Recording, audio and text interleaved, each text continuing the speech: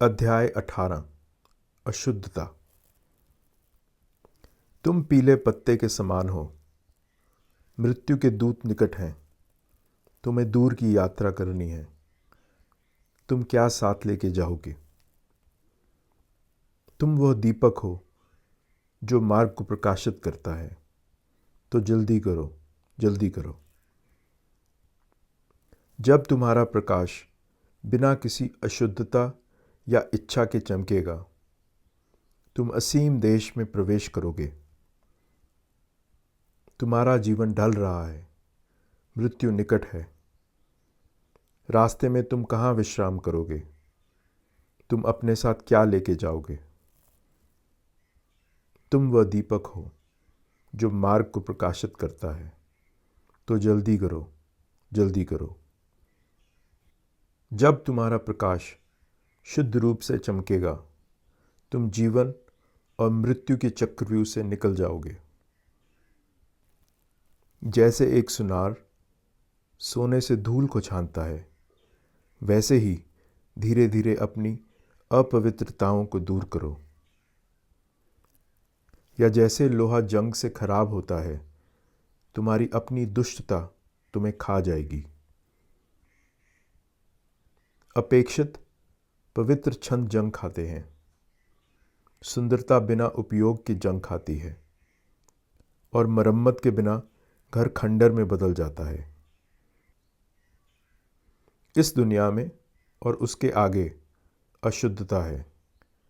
जब एक स्त्री में गरिमा की कमी होती है, जब एक पुरुष में उदारता की कमी होती है। लेकिन सबसे बड़ी अशुद्धता अज्ञानता है। इससे मुक्त हो जाओ, पवित्र बनो।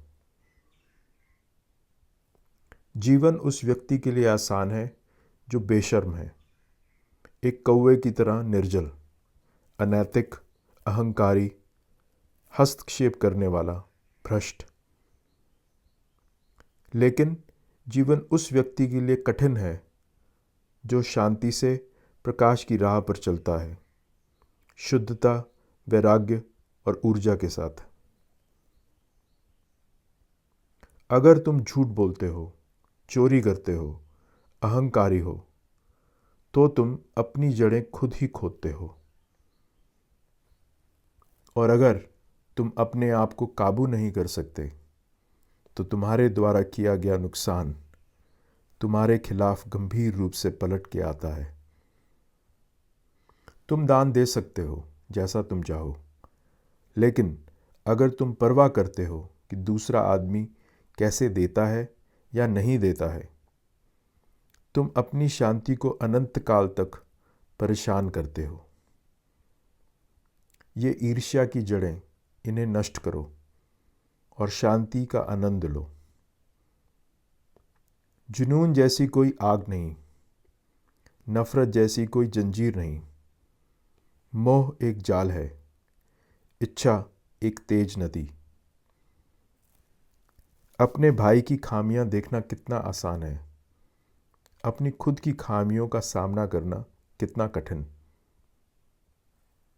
तुम उसकी गलतियों को हवा में उछालते हो, लेकिन अपनी गलतियों को छिपाते हो। अपने भाई की खामियों पर ध्यान देने से तुम्हारी खुद की खामियां बढ़ जाती हैं। तुम अपनी यात्रा के अंत से दूर हो। अपनी यात्रा पे ध्यान दो। रास्ता आकाश में नहीं है, रास्ता दिल में है। देखो कैसे तुम व्यर्थ चीज़ों से मोह कर बैठे हो, जो तुम्हें अपनी यात्रा से दूर कर रही हैं। लेकिन तथागत पार कर चुके हैं। उन्होंने दुनिया को जीत लिया है, वे मुक्त हैं। रास्ता आकाश में नहीं है, रास्ता दिल में है। सभी चीज़ें उत्पन्न होती हैं और नष्ट हो जाती हैं, लेकिन जागृत हमेशा जागते रहते हैं।